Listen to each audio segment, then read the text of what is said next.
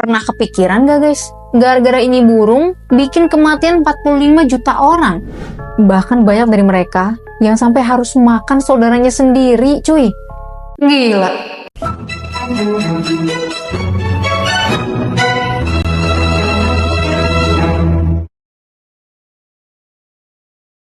Hai gengs, welcome to Marinasi.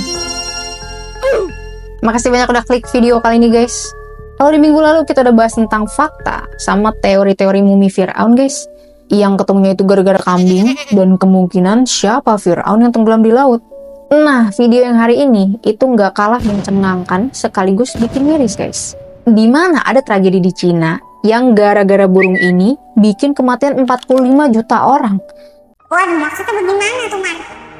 Nah, penasaran kan guys? Ya, tapi sebelum lanjut, jangan lupa untuk subscribe dan aktifin loncengnya.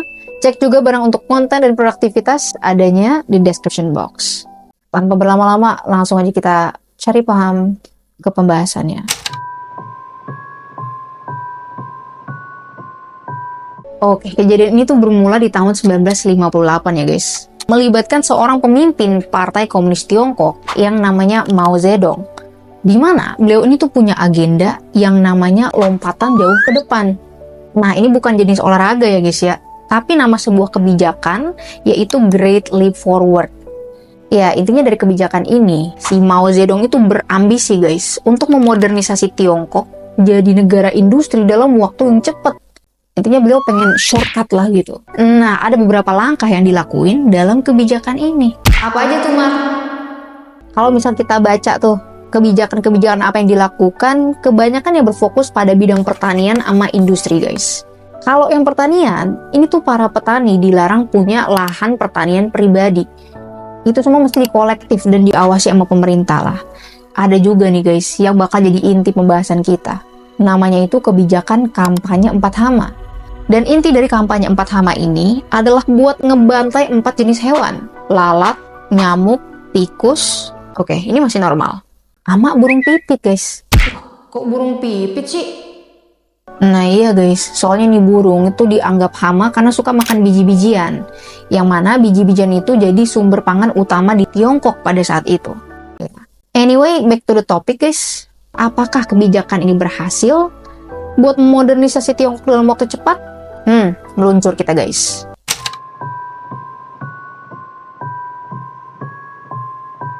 Omong-omong tentang pertanian tadi guys, saya jadi haus.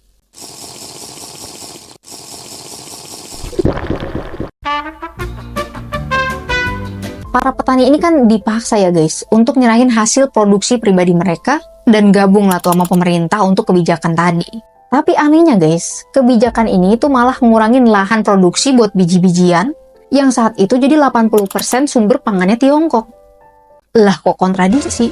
Ditambah lagi guys, si Mao Zedong pada saat itu mendorong rakyatnya untuk memproduksi baja kan.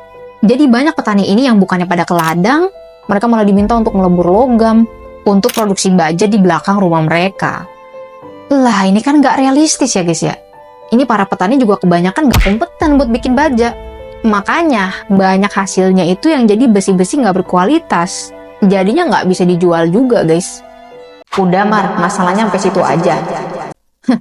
Belum guys, ini seupil puncak masalahnya aja belum ada. Ini diperburuk lagi guys sama para pejabat yang malsuin laporan hasil panen. Dimana dilebih-lebihin sama mereka guys. Kesannya biar panen gandum ini tuh hasilnya melimpah gitu. Padahal aslinya itu rakyat kelaparan, tapi laporannya bagus guys. Untungnya bukan di Konoha tuh. Nah, dari semua komplikasi permasalahan ini guys, muncul sebuah bencana yang makin besar yang gak akan mereka sangka-sangka. Terus kita bahas. Terusan kalau tentang burung yang tadi tuh PPP maksud. Nah ya kan tadi aku sempat sebut-sebut tentang burung pipit ya guys, yang juga dianggap hama karena mereka makan biji-bijian. Nah mereka itu pada ditembakin, sarangnya pada dirusak. Dan ini guys cara absurdnya, orang-orang itu diminta pada mukul-mukulin drum ataupun panci biar burung-burung ini tetap terbang guys, sampai mereka capek dan mati karena kelelahan. Cara ini pun terus dilakukan guys, sampai akhirnya mereka udah ngebunuh 1,37 juta burung. Tapi dari sini, Mao Zedong dapat info yang mencengangkan, guys. Lapor Pak Zedong, burung-burung ini ternyata lebih banyak makan serangga Pak dibanding biji-bijian.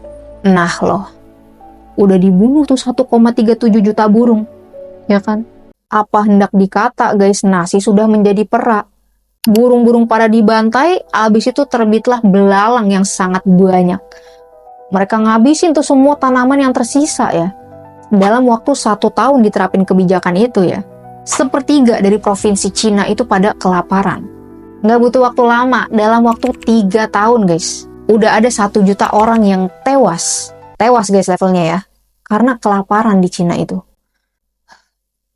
Parahnya lagi guys ya, itu aduh kasihan banget sih nih para petaninya.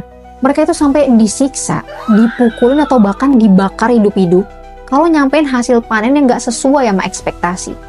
Iya, jadi pimpinan ini nggak mau denger guys, dan nggak mau percaya kalau makan itu bener-bener udah nggak ada.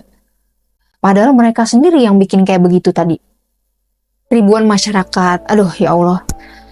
Ini juga sampai nerapin kanibalisme guys. Dimana sampai ada remaja yang ngebunuh adiknya sendiri umur 4 tahun guys. Buat dimakan. Astagfirullahaladzim. Semua komplikasi masalah ini guys, akhirnya berujung pada kematian 45 juta orang di Tiongkok. Ada beberapa sumber juga yang bilang jumlahnya beda-beda nih guys. Tapi rentangnya itu antara 15 sampai 45 juta. Nah, kalau udah begini siapa nih yang kudu tanggung jawab? Kalau kita tarik ya, benang merah dari apa sih yang menyebabkan semua kekeosan ini guys? Banyak ahli yang setuju kalau ini tuh disebabin sama kebijakan pemerintah yang gagal. Walaupun ada juga sih sumber yang bilang ini ada intervensi dari cuaca buruk ya. Tapi ini pun cuma ngaruh ke 9,6% lahan gitu yang nggak bisa dipakai guys. Di tahun 1959. Yang mana saat itu jadi tahun kelaparan terparah. Makanya para ahli bilang, ya ini jelas lebih diutamakan karena kebijakan pemerintah yang salah dibandingkan sama bencana alam guys. Kebayang gak tuh guys, langkah yang gak realistis kayak gini, mesti dibayar sangat mahal tuh. Mereka sampai harus mengimpor ratusan ribu burung dari Rusia, dan kematian 45 juta warganya. Ya, kita turut berbelasungkawa lah atas apa yang terjadi pada masa itu guys.